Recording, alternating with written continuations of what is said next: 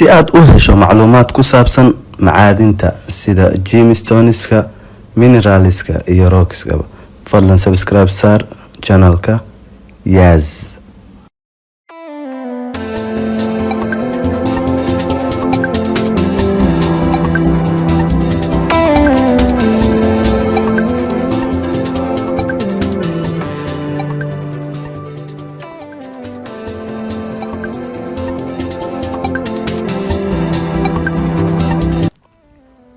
maanta muuqaalkeena waxaan uga hadli doonaa luulka siduu u samaysmo iyo qaybihiisa kala duwan.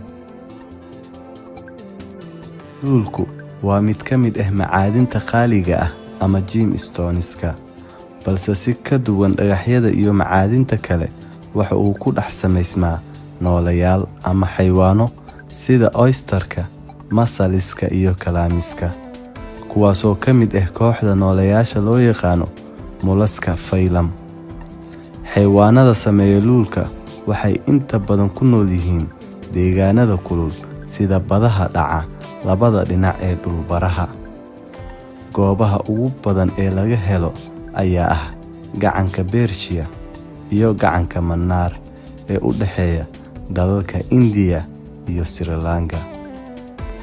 waxaa kaloo ay ku nool yihiin xeebo fara badan oo ku yaala dalalka caalamka sida Madagascar, Myanmar, Philippines, waqooyiga Australia, gobollada koonfureed ee Mareykanka, waqooyiga qaaradda Koonfur America iyo jasiirado badan oo dhaca koonfurta badweynta Pacific. sidoo kale xayawaanadaasi ayaa waxaa laga heli karaa biyaha macaan sida webiyada iyo haraha. luulka waxaa loo kala qaybiyaa 3 nooc oo kala ah: mid dabiici ah, mid gacan ku samays ah, iyo mid labadaas u dhaxeeya oo lagu dhex beero xayawaanka. luulka dabiiciga ah waa kan si dabiici ah looga helo badaha ama biyaha macaan sida webiyada iyo haraha oo aysan faragelinin bini'aadamku. ciid ama xayawaan ilma qabata ah markay gudaha u galaan xayawaanada oysterka, masaliska ama kalaamiska, kuwaasoo dhibsada shayga gudaha u galay, ayaa si ay isaga difaacaan waxay soo daayaan dareere dahaara shayga soo galay, kaasoo marba marka ka dambaysa sameeya lakabyo kala sareeya oo loo yaqaano necra ilaa uu ka samaysmo luul qurux badan. 10,000 oo oyster ah ayaa laga yaabaa mid ka mid ah in uu sameeyo luul, taasoo muujinaysa naadirnimada noocyada luulka dabiiciga ah, isla markaasna kor u qaadaysa qiimihiisa. luulka la beero ayaa wuxuu kaga duwan yahay kan dabiiciga ah in si qaliin ah gudaha loo geliyo shayga dulsaarka ah oo sababa samaysanka luulka. bu'yarada lagu beerayo oysterka ayaa waxaa laga keenaa qolfoofta sare ee molluska.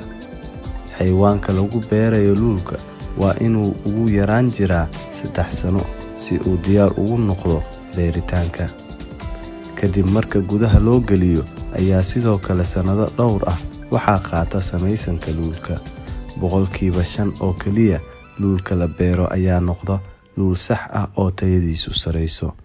luulka la beero ayaa tiro iyo ganacsi ahaanba ka badan kuwa dabiiciga ah, laakiin qiimo ahaan ka hooseeya.